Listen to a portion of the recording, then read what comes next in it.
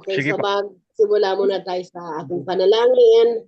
We pray in the name of the Father, and of the Son, and the Holy Spirit. Amen. As we come together for this Bible study, we ask for your blessings and guidance. Please bless each member, those listening online, and any newcomers who may join us. Use this group mightily, Lord, to spread your word and your love. May your Holy Spirit be our guide as we study your word. Help us understand and apply your teachings in our lives, growing in faith and love. May our Mother Mary teach us to receive your word, to bear your word, and to share your word to others. We thank you for this opportunity to offer this time to your glory. In Jesus' name we pray. Amen. Amen. Amen. Magandang gabi po sa inyong lahat. Magandang gabi, Bishop, sa aking mga magaganda at mga gwapong mga brothers and sisters. Praise Di ba, Jesus. Bishop? Kasi pag sinabi naman, sabi nga nila, pag binabati tayo na maganda, mag-thank you ka lang. Kasi Oo. ano yun eh, gift ni Thank God you. sa atin yan, no? So, kagaya ng speaker natin ngayon, ang ganda-ganda. Diba? Thank So, you. hindi na natin patatagalin. Hindi na natin Praise Jesus. patatagalin, Bishop, kasi napakaganda ng ating topic ngayon. Opo. God lives in us. So napakaganda po nito, makinig po tayo mabuti. Baka mamaya ay hindi natin alam ang Panginoon ay kumakatok na sa ating puso. So gusto ko i-introduce sa inyo ang aking kapatid kay Kristo at mahal na mahal ko at mahal na mahal tayo. Nga ng iba ko di si Sister Nene. O Sister Renita, tawag natin Sister Nene. Sister Nene, are you ready? Good evening po. Good evening po, ate. Oo. Yeah. Ano ba? 1 Corinthians 6 verses 19 to 20. Do you not know that your bodies are temple of the Holy Spirit, who is in you, whom you have received from God? You are not your own. You were bought at a price. Therefore, honor God with your bodies. The word of the Lord. Thanks be to God. Magandang gabi po uli. Brothers and sisters, we belong to the Lord just as the Lord belongs to us. United na po tayo kay Lord. Iisa na lang tayo ni Lord. Sa pagtanggap ng Holy Communion, Jesus unite Himself to us. Hindi lang po spiritual unity, kundi physical unity. Kaya sinasabi po na we are temples of the Holy Spirit. Isang mystery po ito na naway ma-realize natin na the Lord lives in us. Binayaran ng Panginoon ng pagkamahal-mahal ang ating buhay dahil ito'y binayaran niya ng kanyang buhay. Sa simpleng salita po ay hindi na tayo ang nagmamay-ari ng ating sarili kasama ang ating katawan. Ibig sabihin, ang paggamit ng ating katawan ay naaayon sa gusto niya. Ang ating katawan ay nagagamit ni Lord para sa kanyang gusto. Maging banal ang ating katawan dahil nakiisa si Lord sa ating katawan. Mahalaga kay Lord ang ating katawan, kaya siya ay muling nabuhay at bubuhayin muli ang ating katawan. Kaya hindi na po atin ang ating katawan kundi kay Lord na. Hindi lang po sexual morality ang concern dito, kundi pati na din po sins against our body, such as overeating, pushing ourselves beyond their limits by overworking and not resting. Abusing oneself is a sin against our own bodies. Then when we get sick, we should see to it na we take medicine and need na magpagamot kasi we should take care of ourselves because God dwells within us. Kaya we should treat our body in a way that glorifies God. Di po ba paminsan we feel alone lalo na if we if we are facing a huge problem na kasing laki ni Goliath, then sometimes we feel alone facing these problems, facing trials, or sometimes there's a conflict or a misunderstanding, mga ganong problema. And we feel that sometimes we feel that God is so far away. And we feel that sometimes we feel we're gonna be defeated. We should not feel this way. Why? Because we know that our God is not only looking from afar and watching over us. Di ba po ba may kanta na God lives in us? Our God is watching us. God is watching us from a distance. Yun, may kanta pong ganon. Yeah, totoo, it's true. But it is also not true. Bakit po? Kasi nga po, God lives in us. He is there deep, deep in you. Ang totoo po, hindi po talaga natutulog ang Diyos. God is always alive and awake. And He will calm all the storms and will give us victory. He will always supply all our needs and will always ready to help. Kailangan lang po natin to trust the Lord. Trust the Lord our God and surrender natin lahat sa Kanya, lahat ng ating problema, ang ating worry, ang ating fear. Let us all give them to the Lord, lahat yon. Let us bear in mind that in every single moment, God is with us, live in us, for we are the temple, we are the house. So let us all be thankful that God lives in us. Wherever we go, He is there.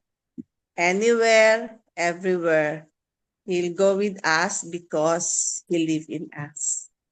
Maraming salamat po at Yun. magandang gabi. Oo, praise Jesus, ha? Thank you, Sister Lee. Oo. Maraming salamat. Very Praise short Jesus. pero malaman na malaman. Opo, Maraming oo. matututunan, lalo pa kung magdadagdag, may bigay pa sa atin si Bishop ng mga more insights. Pwede ko idagdag, Opo. Sister Lee, no, Bishop. Yung pag minsan kasi sa kabila ng mga burdens natin, hindi tayo nakakapag-focus. Samantalang alam naman natin na Jesus Christ lives in us. Kaya lang siguro kailangan din natin buksan ang puso natin. Kasi pag minsan, pag tinabunan ng maraming problema, yung puso natin sumasara eh. Parang hindi na natin nakikita kung sino yung gumawa. Sinong nananahan, lalo na sa ating puso. Dadagdagan niya ni Bishop. Pero Bishop, maalala ko lang po yung gaya ng sinabi niyo noon, kahit sino po dito sa ating brothers and sisters, na meron ng gusto mga katanungan, taas lang po ninyo ang kamay ninyo dahil po-post po si Bishop saglit. Tama po ba, Bishop? Yun ang Opo, binigay opo, yung message opo. noon, no? So, wag ho kayo mahihiya, itaas po ninyo ang inyong kamay, kahit na may sinasabi po si Bishop. Timingan lang ninyo ang pagtaas niyo ng kamay. So, maraming salamat po, Bishop. Kayo na ho ngayon ang kasunod. Opo, no? Maraming salamat po, no, Ate Renita, sa inyong sharing. Napakalalim po nan. Yung mga Christian mystics, sila Saint Teresa of Avila, Saint Teresa of the Child Jesus, sila Alphonse Liguori, John Vianney, Saint John of the Cross. Yung sinabi po ni Sister Renita, ayun po ay kanila na experience. No, mahalaga po 'yun na ma-experience natin yung lahat ng katotohanan na ibinahagi sa atin ni Sister Renita. May mga ibang points po doon na gusto ko pong bigyang focus sa aking sharing, no? So pumasok lang po kayo kung mag-share kayo kung saan sa mga points ni Sister Renita kayo ay hinipo ng ating Panginoong Hesus, no? Kasi talagang si Lord ay nagsasalita sa atin pag nag-Bible sharing tayo, nag-Bible study, no? Kasi wala pong saysay yung ating pagtitipon every Wednesday. Kapag hindi po natin narinig ang sinasabi ni Jesus sa atin, no? Kaya So nagkasalita si Jesus, no, through our sharers, no. Sa ngayon nagkasalita po si Jesus kay Sister Renita, no. Kaya we praise God, no. Sa ganda ng katotohanan na ibinahagi niya, talaga po talagang magpapasalamat tayo at magpupuri sa ating Panginoon, no. God lives in us. Yung keynote po niya na 1 Corinthians, no, 6:9 to 20. Pinag-uusapan po din yung ano yung worth natin. Alam mo yung worth ng bawat isa sa atin? It is the worth of the blood of the Son of God. Ganyan po tayo kahalaga. Ang bawat isa po sa atin, ang ating worth, ang ating halaga, ay ang halaga ng dugo ng anak ng Diyos. No? Ayan, alam niyo po yung mga Christian mystics, ano yan talagang buong araw nilang inaan yan, nararanasan, no? Na ganun pala ako kahalaga. No? Ang worth ko, the blood of the Son of God. No? Ganun kahalaga, no? Ngayon, bakit ako ganun kahalaga? Kasi gusto niya makipag-unite sa atin. No? Ang pinaka tugatog ng ating union with Christ when we receive Jesus in the Holy Eucharist, no? Sa communion na sinabi sa atin ni Sister Renita. Not only one in spirit, but physically one in flesh. Physical union po yan. Ayan, ano lang po yan. Insights, no? Pero maranasan po natin sana. Hilingin natin yung grace na yun. Now, when I receive Jesus in Holy Communion, Jesus is one with me, not only in spirit, but in flesh. No? Physical union po yan. Ang pinakamatinding example nito sa mga mag-asawa, di ba? Panagtatalik. No, you become one flesh. Kasi physical union yun Nagmamahalan kayo sa isip, sa emosyon, pero meron kayong physical expression of your love. Physical union. So the same with us when we receive Jesus in the Eucharist. Physical union po yun. Kung ano po naramdaman nyo sa inyong pagtatalik, no, sa mga mag-asawa, mas matindi po ron yung physical union natin kay Jesus. Ayun po ay gift, ayun po ay grace na ibibigay niya kung tayo po ay faithful sa Kanya. Kaya napakahalaga po bago tayo tumanggap ng communion, meron tayong preparasyon. At after matanggap natin ang communion, ay may panahon tayo kahit na ilang minutes para damhin, maging aware tayo the physical union of Jesus with us. And since Jesus is one with the Father and the Son, we are also in union with the Blessed Trinity, the Father, the Son, and the Holy Spirit. Ay napaka ano po mystery yan, no? Na buong life natin ma-experience natin yan hanggang mapunta tayo sa heaven, no? Siguro ayun po yung yung sharing sa atin ni Sister Renita, no? Yung pinapangako ni Lord na napakagandang ugnayan sa kanya, no? Kaya nabanggit din niya yung kaya nabuhay si Jesus dahil mahalaga ang ating katawan. Mahalaga ang ating katawan. Hindi na nga tayo nagmamay-ari ng ating katawan. Si Jesus na, si God na. Kaya nga siya nabuhay. Kaya I believe in the resurrection of the body. Kaya walang Kaya mali yung turo ng reincarnation. Kasi yung turo ng reincarnation, walang respeto sa katawan ng tao. Di mo pinapalitan mo na yung katawan mo? Nag-reincarnate ka, nag-reincarnate? Maaaring ngayon, lalaki ka. Pag namatay ka, ang reincarnation mo, babae ka na. Kung dating reincarnation mo, ikaw ay pulubi. Kung dati, ikaw hari. Kung dati, mabait ka. Dati, maraming reincarnation. Naging pusa ka, naging aso. Walang respeto ang turo ng reincarnation sa katawan ng tao. Kaya the resurrection of Jesus, ayan po ang sinasabi ng Diyos na ang turo na reincarnation ay mali. Ano po sinabi ni St. Paul yan? No, sinabi sa letter to the Hebrews, no? Hebrews 9, no, verse 27. We only live once, no? After death, there is judgment. Kaya may mga ibang Katoliko na naniniwala sa reincarnation Mali po yun. Kasi Jesus rose from the dead. Ganun kahalaga ang ating katawan. Kaya bubuhayin niya ang ating katawan, no? Sa last day, no? Kaya siguro yun, bigyan ng focus puro, no? Jesus rose from the dead na binanggit sa atin ni Sister Renita, no? Ayun po halaga na resurrection ni Jesus. Mahalaga ang ating katawan. Kaya inaalagaan natin yan, no? Kumakain tayo ng malusog na pagkain, no? Pag nakakasakit tayo, nagagamot tayo, no? Mahalaga yung katawan natin, nabubuhayin ng Panginoon. Of course, that is dahil subject tayo sa death, papag ano yun ni Jesus yan, no? Bubuhayin niya yung ating death, no? Kaya nga sa communion, sinasabi ni Jesus, "For my flesh is real food and my blood is real drink." Di ba? Pag nagpo-post kayo, natutuwa ako, nag-enjoy kayo, kumakain kayo, no? Nag-enjoy kayo, masarap kumain, di ba? Kasi meron kayong physical sensation, eh. Masarap physical sensation. Ganon din po sabi ni Jesus, real food ako, eh. Real food. One with you in flesh. Hilingin po natin yung ganung grace. No? Kasi one flesh tayo with Jesus, one flesh. Physically one with Jesus in Holy Communion. Ayan na po siguro pinakatugatog, di ba, na i-share ko sa inyo, di ba? Na sa ating pagkasama for 3 years sa Bible study and sharing, ito na po yung pinaka-height ng aking sharing. No, na binigyan din ni Sister Renita, no? One with Jesus, one with God, the Father, the Son, and the Holy Spirit in Holy Communion, no? Kaya mga ibang topics ko sa mga sumusunod, ini-elaborate lang to. So parang na-achieve sa ating pagninilay, ito na po yung pinakatugatog. We visit Jesus in the Blessed Sacrament. Jesus is there. Kaya nga minsan pag kumasta sa simbahan, di ba? Sige po. Meron po kayong tanong, ate.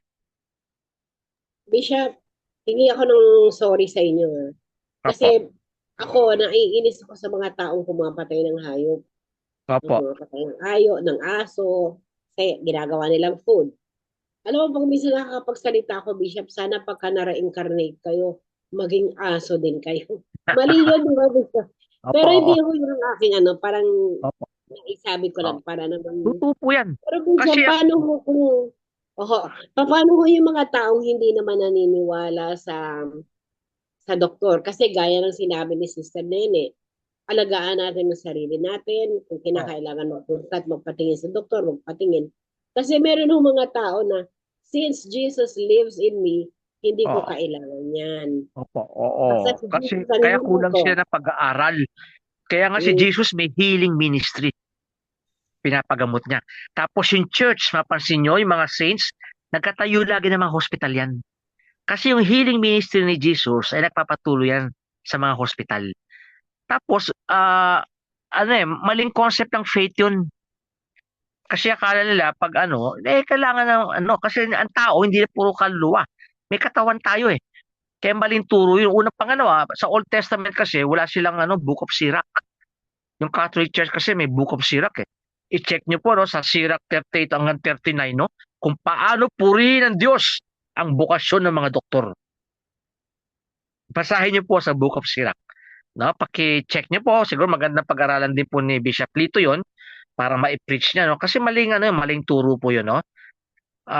Maling turo 'yon ng Biblia. Kasi ang Biblia nagtuturo na halimbawa si Saint Paul, 'di ba? Si Timothy may problema sa sa sikmura eh. Sabi ni Saint Paul, uminom ka rin ng konting wine. Kasi yung wine nakakabuti sa inyong sikmura. Wine. Physical yun para gumaling si Saint Paul. O si Jesus mismo, nung nagpapagaling siya sa tao, gumamit siya ng putik para makakita yung tao. So yung physical, kaya ang sacraments, merong physical aspect ang sacraments. Sa tubig, gagamitin ni Lord, sa binyag. Sa kumpil, yung oil. Sa confession, I absolve you from all your sins. Puro mga physical signs. Body and blood, no? Yung Jesus, no? Yung kanyang bread and wine, no? Sa marriage, no? Yung physical I do ng bawat isa. Pag sinabi kasi ng lalaki at babae, I do, doon po nangyari yung sakramento. Yung pare, witness lang yan. Pero nagkakasal talaga, yung mag-asawa. Sila nagkakasal, tapos holy orders, pinapato. So very physical ang sacraments. Kasi alam ni Lord na ang tao ay body and soul. Kaya mayroong physical aspect ang lahat. Ang church may sacraments, may mga holy water tayo, no? Ako galit din po ako sa mga ano, mga animal na cruelty. Galit po ako diyan ate, no? Kasi ako may 5 pusa ako, mga gala. Nagpaampon sa akin, kaya pinapakain ko lagi. Tapos pinapatay, minsan puro taga sila, tinataga. Tapos ngayon, nawala lahat ang pusa ko, no? May panibagong pusa uli ako, 2. Oh. Yung mga dati wala, pinatay. No? Bakit Kaya kaya nagkakaroon sila ng ganong klaseng budhi? wala, kulang po ng Ibang pag-aaral eh. tao. That is sin, no? That is sin kasi that is the creation of God. Kaya hindi natin pati sa pagpatay ng mga hayop, dapat hindi po ano yan, cruel. Halimbawa, yung ginagawa sa manok dati, no? Inaano yung ano, yung leeg, no? Para mamuo yung ano, yung blood. Tapos tsaka anuhin, no? Gigilitin para maganda yung ano. Mali po yun, mali. Oh, kasi that is cruelty to the animals, no? Creation ng God po, dapat hindi po tayo cruel dyan, no? Ganon. Pati sa pagpatay ng Bishop, mga baboy. Oh, okay pa. Bishop, hindi ko masabing reliyon, kulto, yung iba may mga, yung bawal silang magsali ng dugo, Opo. tapos meron din pong yung, nakakalungkot nga po, may mga relatives po kung tsahin ko na talagang, ano po silang Roman Catholic, naging parang born again. Opo. Namatay nga ako ng tsahin ko, hindi sila nagpa-injection dahil parang bawal sa kanila magpa-injection. Opo, mga Sa ano po, COVID, mga Jehovah, Ganun po. nakakalungkot po. Oo, dahil nagkaroon sila maling turo. Oo, maling turo 'yun eh. Parang may kakilala rin ako ganun. Yung kapatid niya, Jehovah, siya hindi. Kaya nangyari, siya Katoliko eh. Kaya galit galit yung mga anak eh kasi itinago, hindi din nila sa ospital, namatay yung tao. Maling turo po 'yun, oo. Ganun, oo. Oh, so ano po no, kaya kailangan po tayo nagpe-preach, no? Kaya yung ano, yung dapat tama po talaga, no? Kaya nga sinabi ni Jesus, no, sa when we receive Jesus in the Eucharist, whoever eats my flesh and drinks my blood lives in me and I live in him. No? Kaya nga yung ano, maganda stress ni Sister Renita rito, no, sa communion, no? Magkaisa, we belong to each other. No, magkaisa tayo, parang ang analogy diyan ni ano, Saint Teresa of Avila, parang dalawang kandila. Yung dalawang kandila, pag pinagdikit po yan, at natutunaw, nagiging isa na lang po yan. Ayun po yung union, no? Na hilingin natin grace na ma-experience po natin. At bibigay naman ni Lord yung grace na yan eh. No? Basta ano lang tayo, we desire it. No? We desire. Kaya ayun lang po siguro ano ron eh. Singit lang po kayo kung gusto nyo mag-share, no? Ayun po talaga kayo binibigyan ko ng emphasis yung sa ano rin, sa St. Bishop, Martin de Porres. mag-remind lang po ako. Para Opo. doon sa mga makikinig sa atin, pwede naman ho sila magtanong. Kahit na Opo. wala sa topic, pwede ho Opo. natin tanongin si Bishop para Opo. malaman ho natin. Kung magkaroon ng kasagutan yung mga gusto natin Okay malaman. po. Pwede po, ano? Singit lang po kayo. Singit Thank lang you po, po, ano? Bishop. Thank you Opo. po. Tuloy na po, Bishop. Kaya ini-stress ko sa St. Martin de Porres Church yung ano, yung adoration sa Blessed Sacrament. Kasi Jesus is there sa Blessed Sacrament. Jesus is in us, no? Totoo yan. Jesus lives in us. Pero He's also in the Blessed Sacrament to remind us that I am always with you until the end of time. No, sa Matthew 28, no? No, verse 20. I am with you always. Kaya dapat yung mga Katoliko kasi pagpasok simbahan, may konting katahimikan. Kakausapin mo na doon si Jesus eh. Pumasok ka sa lugar ni Jesus tapos hindi mo siya kinakausap. Ang kinakausap mo yung katabi mo, yung kaibigan mo, no? O yung kapitbahay mo, oy, kamusta ka na? Biro mo, pumasok ka na simbahan, ang kinakausap mo yung ibang tao, hindi si Jesus. Jesus is present in the Blessed Sacrament. Kaya siguro maganda nga po yung re-education, no, sa mga Katoliko, no? Kasi talagang ano po, very powerful po yan. Ayan na po height ang spiritual life natin. bibigyan tayo ng ganyang grace, no?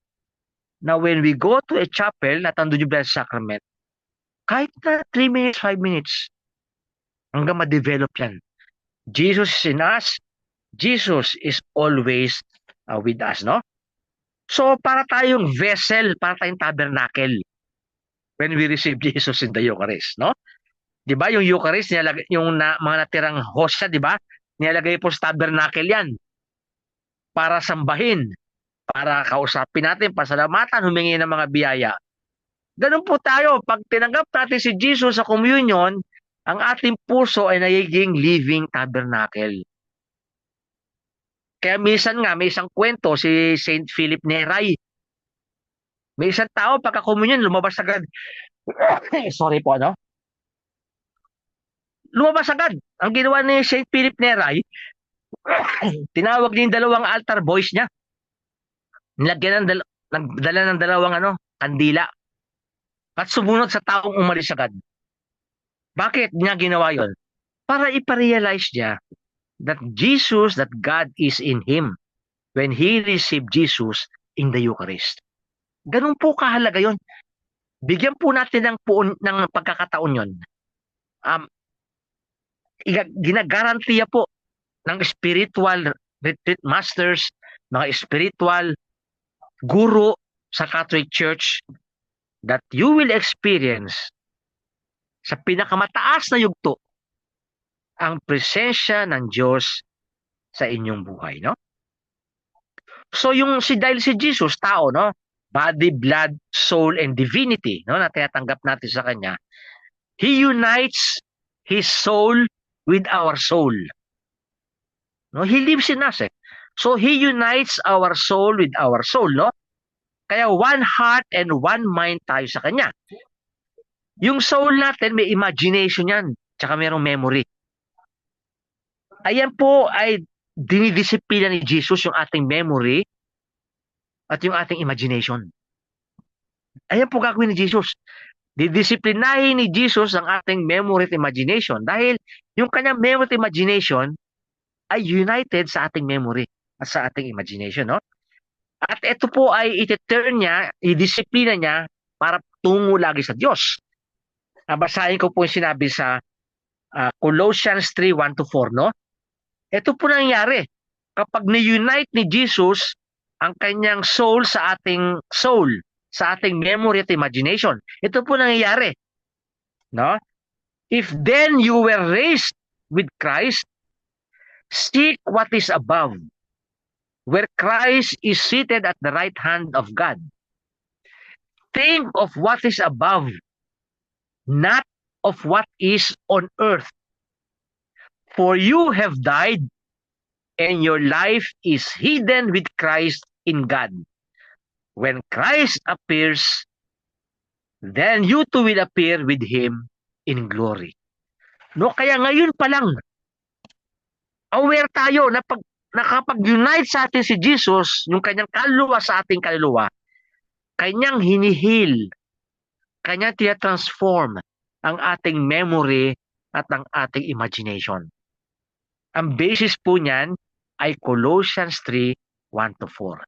Kaya nagiging interesado na tayo tungkol sa Diyos, no? Siguro sa next time na sharing ko, alaliman ko pa ito, no? Yung ating intelligence, dahil may tayo, no? Part ng soul kasi, memory, imagination, tsaka intelligence. Yung intelligence natin, siya ang magiging true light ng ating intelligence. He will enlighten our minds and cause us to see and value all things as God sees and values them. So yung ating intellect, yung ating kaisipan, dahil nakapag-unite siya sa ating Holy Communion, babaguhin na yan. Para ang pananaw natin ay tulad ng pananaw ng Diyos at ang pagpapahalaga natin ay tulad ng pagpapahalaga ng Diyos. No? Ayun po nangyayari sa inyo, nanay, no? Kapag tumanggap kayo kay Jesus sa inyong communion, no? Kaya nga sinabi ni Jesus sa John 8:12, I am the light of the world. Whoever believes in me will have the light of life and will never walk in darkness. Ayun po ang ginagawa kapag nag-unite ang soul ni Jesus sa ating soul, sa ating intellect, no? At siya rin ay dumidikit, si Jesus, sa ating will, sa ating kagustuhan. Kasi ang will ni Jesus ay generous, constant, at strong. Ang will natin weak, no? Hindi constant ang will natin, no? At hindi rin generous, no? Selfish yung ating will, yung kagustuhan natin. Kaya sinasabi natin, ito yung application ng Philippians 4:13. I can do all things through Christ who strengthens me. Di ba? Lagi niyo po narinig yan, nabasa nyo. Ito po ang application nito pag nagtanggap tayo ng communion. Dahil si Jesus, he unites His will with our will. So si Jesus, nag-unite ang kanyang soul sa ating soul. Ini-influence niya ang ating memory, ang ating imagination, ang ating intellect, at ang ating will, no? So yung union natin sa Kanya will transform us. Yung puso natin na patay-patay, tamad para tungkol sa Diyos, ay magiging masigasig na para sa Panginoon. Ito rin ang application ng John 2:17. Zeal for your house will consume me. Naalala niyo po nung si Jesus, nung ginawa pong palengke yung kanyang templo, nung pinagpapalo niya, tapos tinaob niya yung mga money changers, naalala niyo po sa kwentong yon. Tapos sinabi niya po to, zeal for your house will consume me. Ganun din po tayo. If we take seriously yung communion na tinanggap natin sa misa, ang ating puso ay magkakaroon ng zeal for God. Zeal for God will consume me. Bishop, Ayun po ang nangyayari pag tumanggap tayo ng communion, no? Kaya there will be change in our thoughts, in our ideas, in our convictions, in our judgments because of that. Nababago ang ating kaisipan, ang ating mga ideas, ang ating mga pinapahalaga ng ating mga convictions. Kami si Sister Jessica. Sige po, oo. Taas ka ng kamay. Sige po, tatanong ko lang po kung may sige nabasa po. natin. Ang isa raw sa kinagalit ni Jesus Christ doon sa temple. Halimbawa yung offering ng mga doves. Hindi Opo. pwedeng binili sa labas. Kailangan sa loob bibilin. Halimbawa daw yung dove piso. Pagdating sa loob, na yun lang ang inaalaw, ang halaga 10 piso. Parang ginawa raw yung negosyo. Parang may nabasa ko. Opo. Oo. Tama po yun, no? Ayun po yung corruption na nangyayari sa simbahan, no? Kasi the church is human and divine, no? Yung divine because Jesus is holy. Yung human yan, yung ating mga weaknesses. Hindi lang weaknesses, yung ating wickedness. No? Kasi iba yung weakness sa wickedness, no? Yung weakness, yung kahinaan. Yung wickedness, kasamaan na yan. Pamumuhay. Kaya pag nagbabago tayo kay Jesus sa communion, binabago ni Jesus to. Yung ating mga values. No? Kaya ito po mga implikasyon ng mga na i-share sa atin ni Sister Jessica, no? Ni Sister Renita, no? God lives in us. Ito po yung mga implication. No? Nag-unite siya sa atin, no?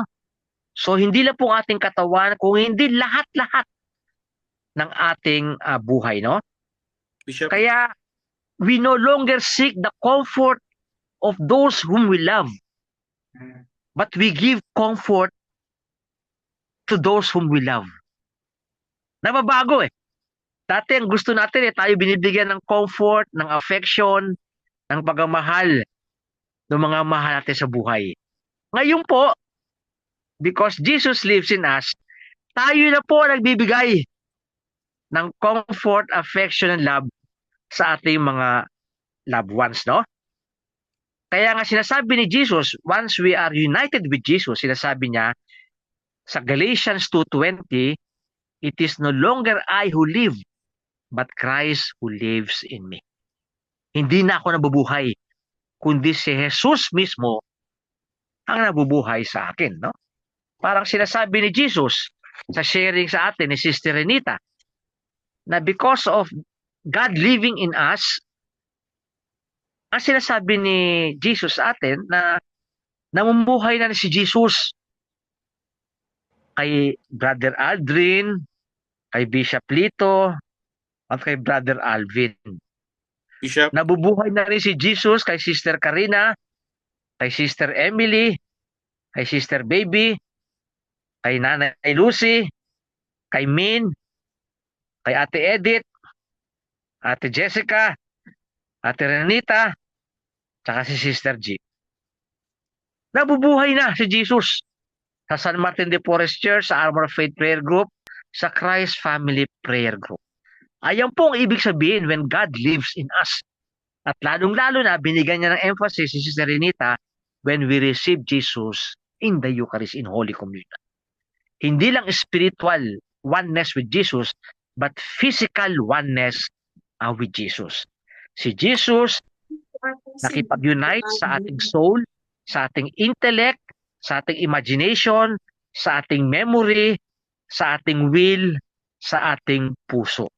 Nakipag-isa si Jesus, ayun po ang ibig sabihin when God lives in us. May sinabi rin si Jesus through St. Paul sa 2 Corinthians, no, chapter 10 verse 30, no. Don't you know that Jesus Christ lives in you? Pakibasa po sa Tagalog, no, kung meron po kayong Tagalog, no. Kung tama po yung pagkakot ko, naalala ko na ngayon, no. 2 Corinthians 10 30 yan, paki-check, no. Basta ino po sinabi, don't you know that Jesus Christ lives in you? Paki-check po, no, kung 2 Corinthians 10:30, no. Kung hindi ko po na tamang pagko-quote ko, na next time ko na-share kung anong quotation yun. Naalala ko lang kasi sa sharing ni Sister Renita, no. Kaya pag natanggap natin si Jesus, one with us, sinabi rin ni Jesus, no, whoever loves me will obey my teaching. Dahil one with Jesus tayo. We belong to Jesus. Kaya sabi ni Jesus, if you love me, obey my teachings. Obey my commandments. Part yun. Part ng God living in us. That we obey Jesus. We obey the Father, the Son, and the Holy Spirit. No? Kaya sa Holy Communion, sa ganitong sharing, no, ni Sister Renita, no, that God is living in us, that is already an anticipation of heaven. amen. So Holy Communion is an anticipation of heaven. With lively faith, buhay na pananampalataya, we shall experience the joy of being united with Jesus, being united with the Blessed Trinity.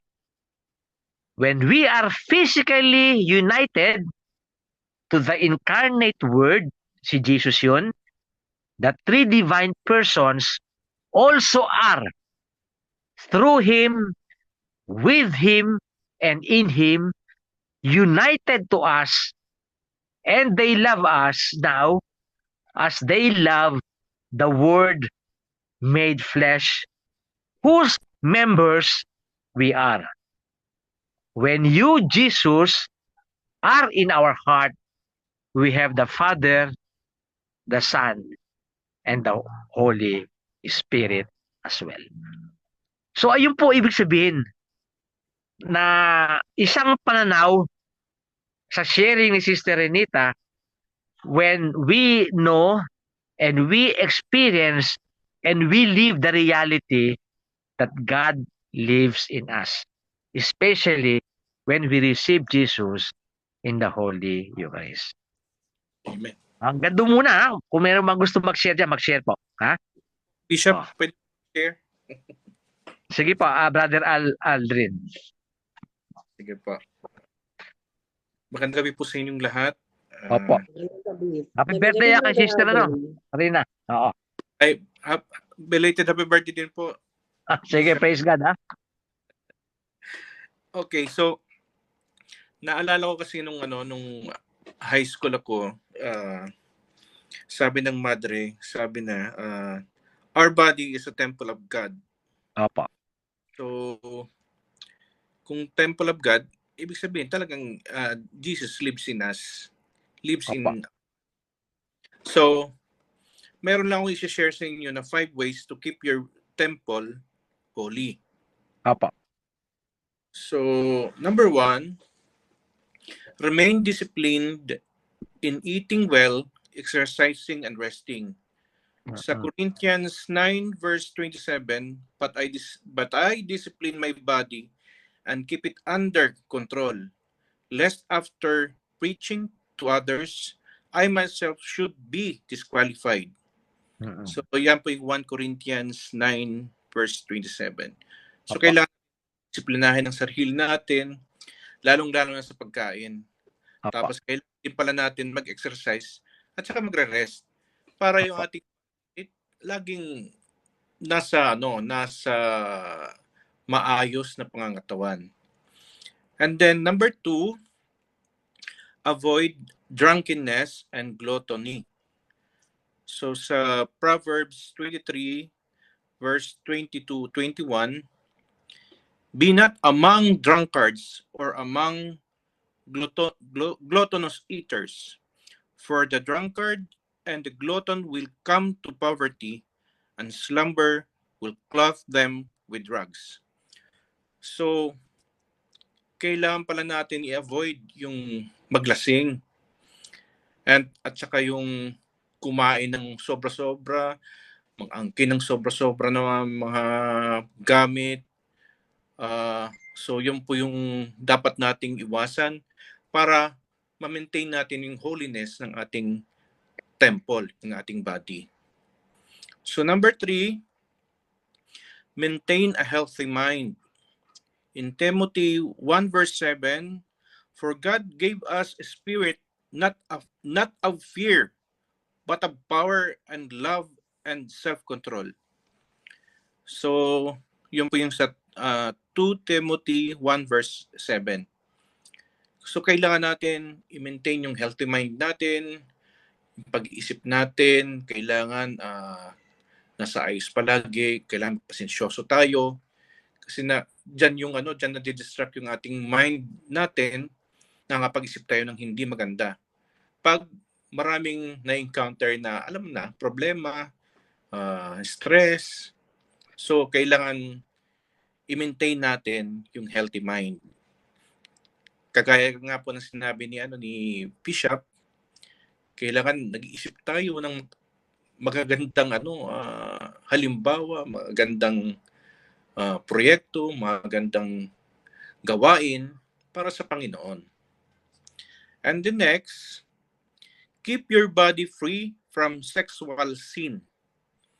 So 1 Corinthians 6 verse 18, free from sexual immorality, every other sin a person commits is outside the body, but the sexually immoral person sins against his own body. So wag natin dungisan ang ating katawan dahil sa mga gawain ito na hindi ka kanais-nais. So kung naramdaman natin na parang nakakailangan tayo ng marami kasing, alam mo na, katulad ako, lalaki din ako, pero para maiwasan ito, bagamat minsan talagang hindi maiwasan na makukonvince ka talaga ng demonyo. Hanggat maaari, isipin natin na ang ating katawan ay temple of God. So kung temple of God nasa sa iyo ang Panginoon, parang isipin mo na lang na naku po, nandito si Lord sa akin. Paano ko kasama ko si Lord sa gagawin kong itong kasalanan. So para kung sinampal ng Panginoon. Parang hindi na parang kasi makikita niya yung ginagawa natin eh. Okay, so next is surrender your body as a living sacrifice for the glory of God. In Romans 12 verse 1, I appeal to you, therefore, brothers, by the mercies of God, to present your bodies as a living sacrifice, holy and acceptable to God, which is your spiritual worship. So, para tayo maging kanais-nais na humarap sa Panginoon, kailangan iwasan natin lahat ng mga hindi magandang gawain. Kailangan pag humarap tayo sa Kanya, talagang nakapagkumpisal tayo, nakahingi tayo ng kapatawaran, His forgiveness, para lagi tayong para bang healthy tayo pag humaharap sa Kanya. Hindi tayo para bang pag humaharap tayo sa Kanya, guilty tayo, hindi healthy, guilty. Para bang ganon. So, yun lang po. Maraming salamat po. Maraming salamat po, no, Brother Aldrin, no? Salamat din, Brother Napakaganda. Aldrin. Yung practical application, maganda po yan eh. Siguro pag Sabado, i-share nyo po yan kasi tinimean ko kayo. Wala pa kayo mga 5 minutes lang, no? Pero very solid, no? Yung sharing nyo. Siguro pag Sabado, maisingit-singit lagi yan. Kahit anong topic ng yung prayer meeting, maisingit-singit lagi to. Itong sinare nyo po, Brother Aldrin, no? Pwede rin pa, sa anniversary siguro ng St. Martin, pwede kayo mag-share sa homily na 5 minutes. Itong topic nyo. Kasi ito yung practical application that God is living in us, no, sa ating katawan. Pag-isipan niyo po yun, Brother Aldrin, no? I-share niyo po pag Saturday, kahit na paulit kasi itong mga message na to dapat po ulit-ulitin para mag-sync sa ating pagkatao. Kaya pag every time may opportunities po kayo, i-share niyo po to pag Saturday sharing niyo. At pangalawa, pwedeng dahil meron tayong captive audience sa San Martin de Porres Church sa November 3, maraming makikinig diyan eh. Mag-share kayo kahit na 5 minutes. Tapos isasama na diyan yung homily namin. Ibig sabihin take off points yun kasi ang tema niyo paglilingkod eh. Tawag ng paglilingkod eh. Bahagi ng paglilingkod to eh. No, ma-share nyo maging healthy tayo kay Lord, no? Hindi yung sabi niyo po guilty, no? Pwede nyo po i-share yan. Pag-isipan nyo po, Brother Aldrin, no? Mga 5 minutes, no? Para, makapag-share. Bishop, maraming salamat po. Baka pwede ho namin mapakinggan ang side naman ni Bishop Lito. Opo, Bishop Lito. Paksa na binigay po ni Sister Nene.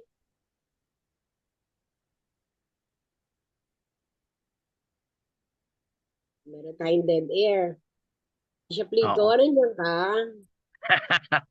So, huwag nating sayangin yung oras. Bishop, meron akong gustong no? So, dito, parang kadugtong pa rin sa pinag-uusapan natin. Para bang pag-minsan siguro dito natin nalalaman na kaya sinasabi ang Katoliko, mahina mag-quote ng Bible verses, mga ganyan, sa ibang denomination, sa ibang sekta, ganyan. Siguro kasi ayaw na lang natin ng argument. Opo. Kasi pag nakipagtalo ka dyan, gaya ng sinabi nila, religion and politics, hindi dapat talaga pinag-aawayan. So parang insight lang na hayaan lang natin. Pero hindi naman ibig sabihin hayaan. Kasi hindi naman maganda. Kailangan naman mag-aral din tayo. Kaya nagpapasalamat kami sa aming mga kasama dito, Sister Jessica, na binibigyan kaming bawat isa ng opportunity para ma-share or makapag-quote ng Bible verses, mai-expound, mapag-aralan namin, lalong-lalo na sa inyo, Bishop. Dami ko talaga natututunan sa inyo. So, Bishop Lito, baka meron kang insight, bigay mo na. Bishop, tuloy ho ninyo, Bishop Joe. Sige po, no? Ayaw pumasok yun. Okay po, So, yung dahil ang tema po natin Jesus living in us, kailangan talaga po yung maglaan tayo ng oras. Kahit na, sabi lagi kong ina-emphasize, no, kahit ilang minuto. Pagkatapos natin matanggap si Jesus sa Blessed Sacrament, sa communion at sa Blessed Sacrament. No? Kasi God living in us, ano po yun? Langit na po yan eh. Langit. Ngayon kung wala tayong experience no, sabihin natin, anong klaseng langit to? God living in us, tapos hindi natin nararamdaman, hindi natin na-experience, anong klaseng langit to? Kasi in heaven, we will be with God eh. Dito pa lang sa mundo, we already experience God. Now, paano natin makukultivate itong that God living in us? Paano natin makukultivate to? Yung time natin maglaan tayo ng oras, ng panahon. No? Kaya, malaking emphasis po talaga yung meron tayong prayer time, no? Kasi, God living in us means there are many untold blessings na mangyayari sa buhay natin. Biro mo, He's the author of all blessings. At aware ka dyan, aware ka. No? Kapag aware ka sa that God living in you, yung mga blessings niya, magiging aware ka. No? Kaya yung yung napakahalaga rito, tapos sa mga trials natin, lahat naman tayo mga trials sa struggle eh. Naging strength at consolation natin kasi God mismo eh. No, we are living a life under His influence and gaze. Ang gaze na yung isipin nabibigyan kanya ng pansin, pinoprotektahan kanya, na-impluwensyahan kanya. So, if God is living in me, and it is an anticipation of heaven, I will become aware of His many blessings, of His consolation and strength in my struggles, in my problems, in my trials, no? Na paminsan-minsan ay nakakapagbagabag sa aking isipan at aking puso, no? Kaya para sinasabi po natin, God living in us, God is our companion, no? He is our friend, no? He is our lover, no? To heal our loneliness. Kasi hindi po nawala yung loneliness natin, no? Kaya nga kung babasahin niyo po yung Song of Songs, 8 chapters lang po yan eh. Si Saint Bernard, naka 2 chapters pa lang siya, nakagawa na siya ng 40 homilies. Biro mo 2 chapters lang ng song. Basahin niyo po, Song of Songs. 8 chapters lang po yan. Pero si Saint Bernard, 2 chapters pa lang, nakagawa na siya ng 40 homilies. Kasi, na-experience na sinasabi ni Jesus, you are my beloved. Pero mo sabihin sa bawat isa sa atin dito, di ba, kay Brother John, no? Kay Joe Dean, na nabasa ko na present dito. Sabihin sa inyo, you are my beloved. Di ba, may song tayo, I am my beloved and He is mine. His banner over me is love. Naan yung kantang yon? You are God's beloved. Ang ganda natin. Na-sermon ko sa inyo yan eh. Nung buhay pa po si sister, si sister yun, namatay. Oo. Nung nagtatagpo na inyong, si sister Kune. No? Ang ganda ng pangalan ng grupo nyo, God's beloved. Bir mo kung madama mo yun, I am God's beloved. He is my companion. He is my friend. He is my lover. To heal all my loneliness, no?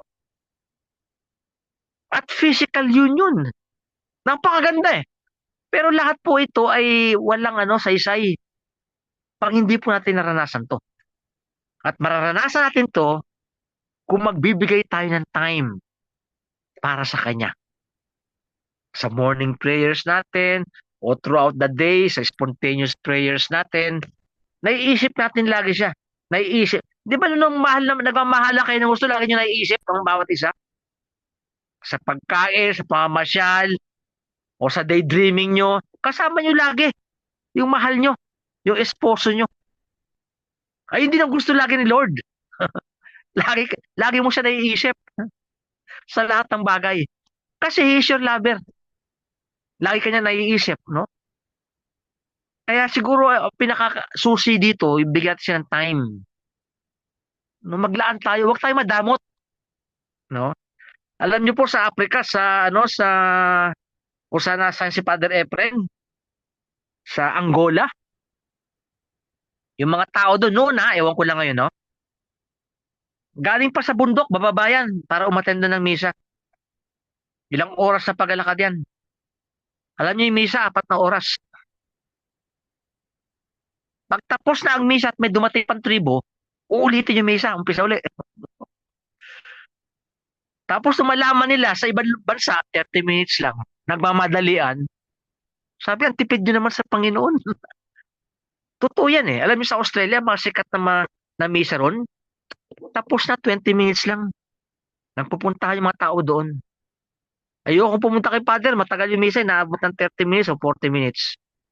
Kasi yung pare talaga nagdadasal at iniimbitahan tao na mag-focus sa Diyos. Huwag tayo madamot kay Lord sa time natin. Huwag tayo madamot. Alam niyo, pag hindi tayo madamot sa ating oras kay Lord, lahat ng shinare po sa inyo ni Sister Renita at yung shinare ko, yung shinare ni Brother Aldrin, yung sharing niyo po, Sister Emily, si Sister Jessica, magiging experiential. Magiging karanasan yan. God living in Maraming me. salamat muli, Bishop. Oh, Dami na so naman siguro, message si Lord sa atin sa sharing ni Isip Sister namin yung Renita. time. Huwag tayo maging madamot sa oras natin kay Lord. Huwag tayo Ayaw maging naman madamot. namin magdamot na yung oras na to, Bishop, pero nananawagan na yung yung oras. Opo, nananawagan na. O sige, Nananawagan na yung oras. sa araw-araw po tayo kay Lord, Huwag tayo maging madamot kay Lord, Tuloy At po may natin experience next natin. week. God Opo, living in tuloy us, natin Sige, next week, Bishop. next week tuloy po natin, Bishop, Sige. na rin po kami, paki-bless na rin po kami. Oo, Lord, lahat po ng mga dumalo ngayon sa araw na ito, yung lalo po yung mga may sakit, no? At yung mga humingi ng prayer sa amin, Lord, yung mga sa Martin de Porres Church, yung anak ni Sister Gorgonia na stroke, Lord. At marami po kami mga kahilingan, Panginoon, itinataas po namin lahat ito, Lord. Body and soul, Lord, you live in us. Huwag kami maging maramot sa oras namin sa iyo, Lord. At maranasan namin that you are really living in us. At hinahanda namin ang aming sariling aming katawan na maging holy because our bodies are temples of the Holy Spirit. The blessing of the Lord be upon you throughout the night. In Jesus' name, amen. The Lord be with you And and with your spirit. May Almighty God bless you with every blessing of heaven and earth. In the name of the Father, and of the Son, and of the Holy Spirit. Amen. Amen. Praise Jesus, Amen. Oo.